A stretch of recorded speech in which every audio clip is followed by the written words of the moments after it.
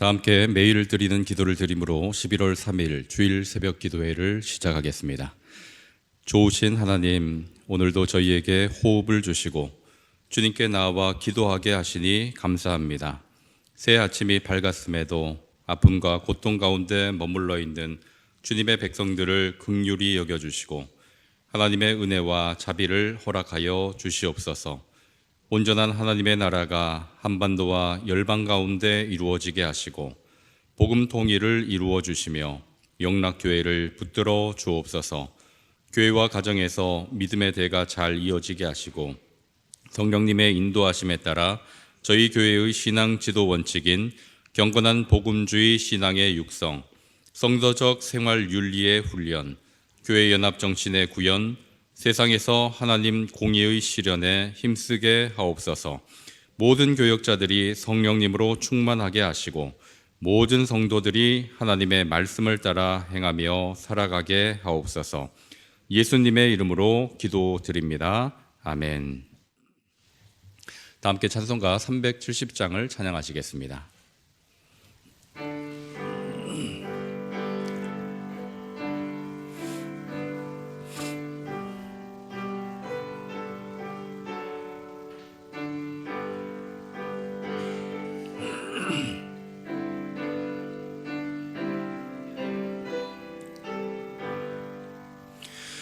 주 안에 있는 나에게 단 근심이 있으랴.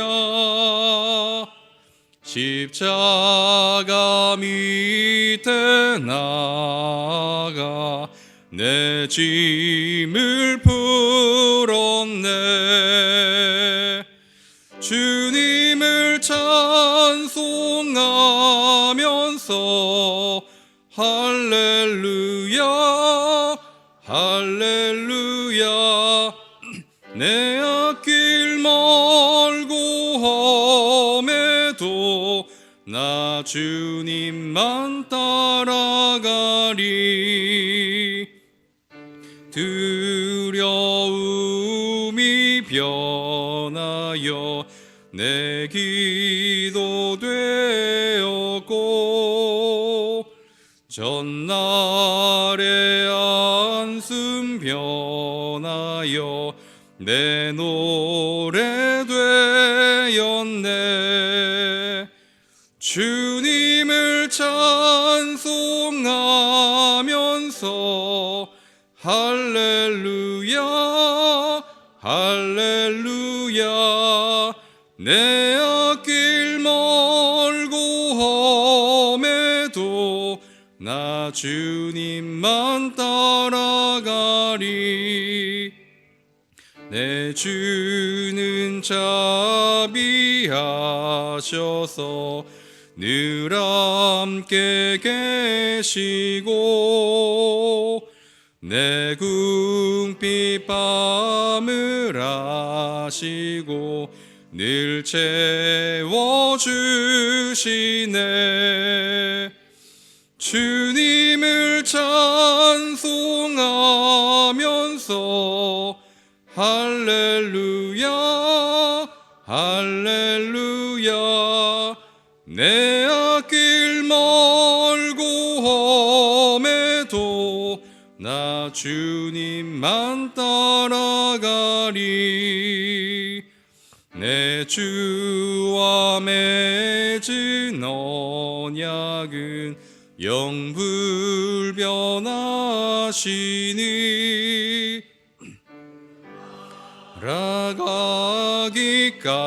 나가기까지는 늘 보호하시네. 주님을 찬송하면서 할렐루야 할렐루야. 내 앞길 멀고 험해도 나 주님만 따라가리. 오늘 오이코스 성경 통독 범위는 사도행전 4장에서 6장 말씀입니다. 그 중에 저희에게 주시는 하나님의 말씀은 사도행전 4장 29절에서 31절까지의 말씀입니다. 사도행전 4장 29절에서 31절을 한 절씩 교독하시고 마지막 절은 합독하시겠습니다. 주여 이제도 그들의 위협함을 굽어 보시옵고 또 종들로 하여금 담대히 하나님의 말씀을 전하게 하여 주시오며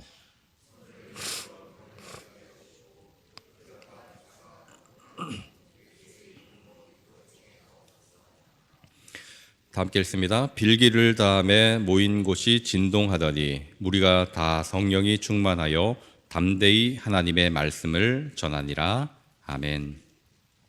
거룩한 주일입니다. 듣는 귀와 또 깨닫는 마음이 여러분에게 임하게 되기를 주님의 이름으로 축원드립니다. 사람들은 누구나 자신의 인생이 형통하고 편안하기를 원합니다. 그리스도인이라고 해서 고난이나 핍박을 기다리거나 그것을 바라지는 않을 것입니다. 그래서 참 안타깝게도 모든 인생, 어떤 인생도 예외 없이 고난과 핍박의 길을 걸어가게 된다 하는 것입니다. 그 고난 또 핍박을 피할 수 없다 하는 것이죠. 우리 예수님의 생애는 어떻습니까? 여러분이 잘 아시다시피 예수님께서 공생의 3년이라는 그 기간 동안 수많은 공격과 또 비난과 그 마지막은 바로 십자가의 길을 걸어가셨죠. 그런 예수님께서도 제자들에게 이렇게 말씀을 하셨습니다. 제가 두 구절만 읽어드리겠습니다. 마태복음 10장 22절 하반절은 이렇게 말합니다. 너희가 내 이름으로 말미암아 모든 사람에게 미움을 받을 것이나. 예수님께서 제자들에게 말씀해 주시는 것은 내 이름으로 말미암아 미움을 받게 될 것이다. 그것을 피할 수 없다라는 것을 말씀을 하시고요.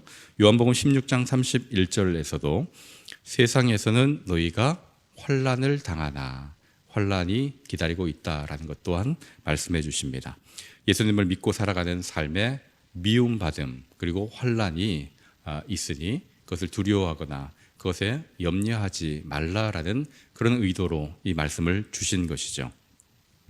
그런데 예수님의 제자들은 예수님의 이런 말씀을 들으면서도 예수님께서 가신 그 십자가의 길보다는 자신들의 욕망을 채우는 그 자리, 그것을 더 앞세웠습니다. 제자들이 서로 누가 크냐 그리고 서로 높은 자리에 앉고자 하는 그 다투는 그 장면을 보면 바로 제자들이 십자가의 길보다는 욕망을 채우는 그것을 앞세웠다라는 것을 알 수가 있습니다. 자, 그런데 오늘 본문을 보면 이 제자들이 변했습니다. 그 가운데 베드로와 요한이라고 등장하고 있는데 이 베드로와 요한 그들의 그 기도도 변했고 그들의 삶의 태도도 변했음을 알 수가 있습니다. 오늘 이 본문의 이야기를 통해서 또 이 사도행전을 통해서 어떻게 그들이 변하게 되었는가, 그리고 이 베드로와 요한의 이 변함을 통해서 그리스도인 된 우리에게 무엇을 말씀해 주시는가, 이것을 들을 수 있게 되기를 원합니다. 예수님께서 돌아가신 이후에 부활하셨죠. 그리고 40일 동안을 제자들과 함께 하시면서 하나님 나라에 관한 일을 가르쳐 주셨습니다. 이때까지만 해도 예루살렘에 큰 변화나 문제가 일어나지는 않았습니다. 그런데 예수님께서 승천하시고 난 후 약 10일 정도 지난 후에 놀라운 일이 생긴 것이죠. 잘 아시다시피 오순절날 성령님께서 강림하신 것입니다. 각 사람에게 성령님께서 임하시는 그런 사건이 발생한 거죠. 그 자리에서 사람들은 방언으로 이야기를 하는데 그것이 서로 다 해석돼서 들리기 시작한 겁니다. 그리고 그 가운데 이 베드로가 설교를 하기 시작하는데 그 내용의 핵심이 이렇습니다. 사도행전 2장 36절을 한번 보시겠습니까? 사도행전 2장 36절에 베드로 설교의 그 핵심을 이렇게 기록합니다. 그런즉 이스라엘 온 집은 확실히 알지니 너희가 십자가에 못 박은 이 예수를 하나님이 주와 그리스도가 되게 하셨느니라 하니라. 그리고 나서 이어서 하시는 설교의 내용이 회개하여 예수의 이름으로 세례를 받고 죄 사함을 받으라. 38절에 나오는 말씀이죠.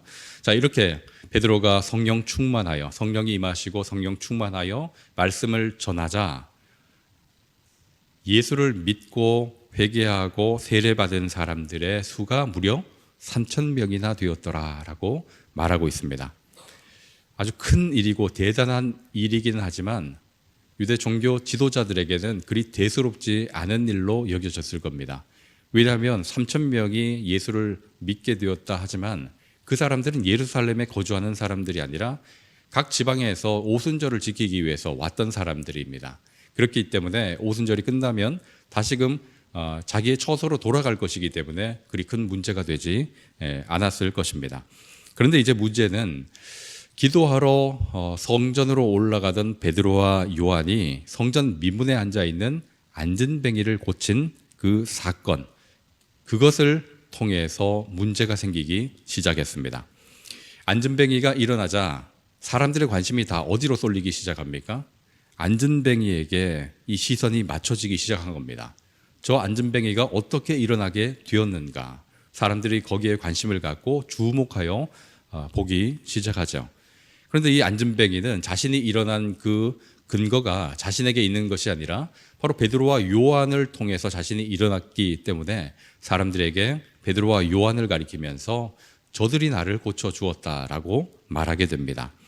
이에 베드로와 요한이 그에 대해서 이렇게 증거를 하는데 그게 사도행전 3장 14절에서 16절입니다. 여러분 사도행전 3장 14절에서 16절 말씀도 같이 보시겠습니다. 너희가 거룩하고 의로운 일을 거부하고 도리어 살인한 사람을 놓아주기를 구하여 생명의 주를 죽였도다. 그러나 하나님이 죽은 자 가운데서 그를 살리셨으니 우리가 이 일의 증인이라. 그 이름을 믿음으로 그 이름이 너희가 보고 아는 이 사람을 성하게 하였나니 예수로 말미암아 난 믿음이 너희 모든 사람 앞에서 이같이 완전히 낫게 하였느니라. 안진뱅이가 어떻게 일어나게 되었는가 주목하는 그 사람들을 향해서 베드로와 요한이 말하는 바가 무엇인가 하면 예수의 이름이, 예수를 믿는 그 믿음이 그를 낫게 했더라. 그러니까 베드로와 요한의 능력이 아니라 예수님의 능력으로 그 안진뱅이가 일어나게 되었다라는 것을 선포합니다. 이 일로 인해서 또 남자만 한 5,000명이 또 예수님을 믿게 된 겁니다.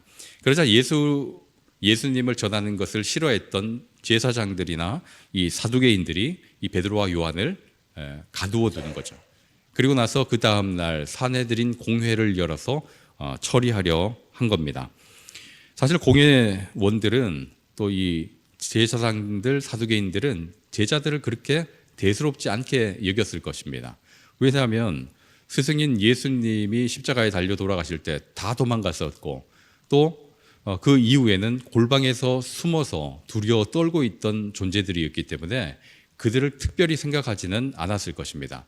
그리고 그들을 잡아서 산헤드린 공회에서 신문하고 협박하면 그들 또한 꼬리를 내릴 것이고 그렇게 되면 뭐 5,000명이 믿었다 하더라도 그들도 다 와해될 것이라 여긴 겁니다. 그런데 그 이후 놀라운 일이 생기는 거죠. 전혀 예상치 못한 반응이 나타난 겁니다. 산헤드린 공회 앞에 두려워 떨 거라 생각했는데 공회가 열리고 이 두 제자를 신문하는데 그들이 너무나 담대한 것입니다. 어떻게 담대하게 그들이 선포했는가? 4장 12절과 13절 이 두 절 말씀을 우리가 같이 제가 읽어드리겠습니다. 사도행전 4장 12절 13절입니다. 다른 이로서는 구원을 받을 수 없나니 천하 사람 중에 구원을 받을 만한 다른 이름을 우리에게 주신 일이 없음이라 하였더라. 13절입니다. 그들이 베드로와 요한이 담대하게 말함을 보고 그들을 본래 학문 없는 범인으로 알았다가 이상히 여기며 그랬습니다. 담대하게 예수님을 전하고 있습니다. 그러자 이 유대인들이 그들을 이상하게 여기기 시작했다라고 얘기를 하죠. 왜냐하면 본디 그들이 알고 있는 모습이 아니었기 때문입니다. 변한 것이죠. 완전히 변한 겁니다. 이전에 그 두려워 떨고 골방에 숨었던 그런 모습이 아니라 예수님께서 십자가 달려 돌아가실 때 도망갔던 그런 모습이 아니라 위협과 그 박해가 있음에도 불구하고 전혀 굴하지 않고 담대하게 예수를 증거하는 이 제자들의 모습을 보면서 이 지도자들이 이상하게 여기기 시작한 겁니다. 여러분 그들에게 갑자기 뭐 어떤 특별한 힘이 주어진 것도 아니고 그들을 뭐 안전하게 지켜주는 보호막이 생긴 것도 아니지 않습니까? 여러분, 이 제자들은 여전히 연약한 인간에 불과했고 또 인간의 그 한계를 가지고 있었습니다. 그럼에도 그들은 두려워하지 않았고 염려하지 않았고 도리어 담대했습니다. 여러분, 어떻게 이 베드로와 요한 그리고 이 사도들이 두려워하지 않고 떨지 않고 담대할 수 있었을까요? 그 당시 산헤드린 공회는 가장 강력한 기구였는데 어떻게 그 앞에서도 전혀 굴하지 않고 예수를 증거할 수 있었을까요? 바로 그 근거가 사도행전 2장인 것이죠. 오순절 성령께서 임하시고 바로 그들이 변한 것입니다. 예수님께서 십자가에 돌아가시고 부활하신 예수님을 만나고 예수님을 만난 그 이후 오순절 성령께서 강림하시고 그리고 나서 그들이 완전히 변한 것입니다. 성령님께서 임하시고 성령이 충만하자 그들의 마음 중심에 사람에게서 누구에게로 초점이 변했는가? 바로 하나님께로 이 초점이 변하게 된 겁니다.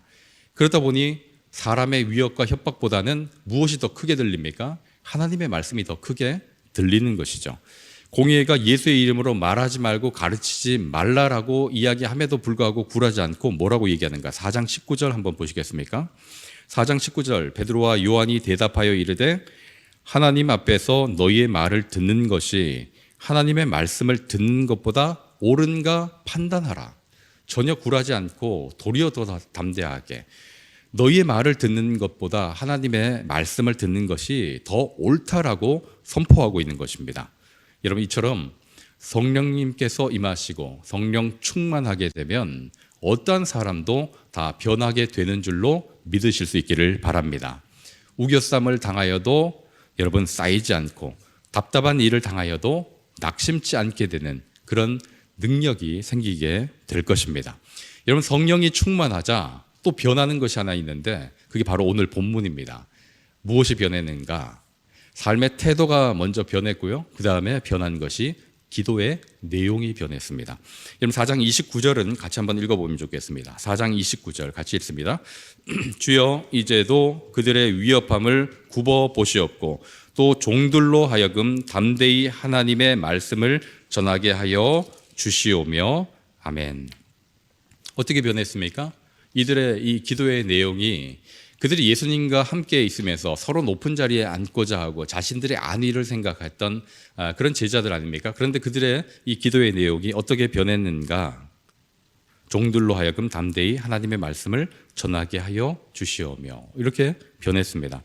지금 산헤드린 공의의 그 회원들로 그들이 지금 위협을 받고 또 박해를 받고 있는 그런 처지입니다. 그런데 그들은 24절 그 이하에서 기도하는 내용을 쭉 살펴보시면 단 한 번도 자신의 생명을 지켜주십시오, 자신들의 그 안위를 위해서 기도하고 있지 않습니다. 도리어 위협을 당할지라도 고난에 굴복하지 않고 담대히 복음을 전하고 예수의 이름을 전할 수 있도록 하나님 인도해 주십시오, 이렇게 간구하고 있습니다. 여러분, 성령께서 임하시자 그들의 내면이 담대해졌습니다. 담대한 믿음을 가지면서 변한 것이 바로 기도의 내용이죠. 자신의 안위, 자신의 생명, 자신의 공동체 이것이 지켜지기를 위해서 기도하기보다 무엇을 먼저 기도하는가? 바로 하나님의 말씀, 즉 예수 그리스도의 이름이 전해지기를 기도하고 있는 것을 여러분 볼 수가 있습니다. 여러분, 너무나 중요한 이 말씀인데 이 말씀을 통해서 오늘 우리에게 조명해 보실 수 있으면 좋겠습니다. 우리의 믿음과 우리의 기도의 내용이 어떠한가? 이들이 기도했던 것과 우리가 기도하고 있는 것이 어떠한가? 이것들을 한번 비교해 보시면 좋겠습니다. 혹시 나를 위한 기도, 우리 가족을 위한 기도, 그리고 우리의 안위와 우리의 원함을 위한 기도, 이런 기도로 우리의 기도가 다 채워져 있지는 않은지 여러분 한번 살펴보실 수 있기를 원합니다. 바라기는 성령 충만을 구하시고 오순절 성령께서 강림하신 것처럼 또 그래서 충만하게 된 것처럼 여러분 성령 충만을 구하시고 또 성령 충만한 그 은혜로 담대히 살아갈 수 있게 되기를 주님의 이름으로 축원드립니다. 여러분, 그러할 때 여러분 기도의 내용이 변하고 하나님의 뜻을 구하게 되며 하나님의 뜻을 이루어 가면서 어떤 상황에서도 여러분 굴하지 않고 담대하게 될 줄로 믿습니다. 오늘 거룩한 주일입니다. 주님 앞에 예배할 때 성령 충만을 구하시고 담대하게 여러분 마음이 변하고 기도의 내용이 변해서 일상 속에서 하나님의 영광을 드러낼 수 있게 되기를 주님의 이름으로 축원드립니다. 기도하시겠습니다. 사랑과 은혜가 충만하신 아버지 하나님, 예수님께서 십자가에 달려 돌아가신 후에 골방에 숨어 두려워 떨던 제자들이었습니다.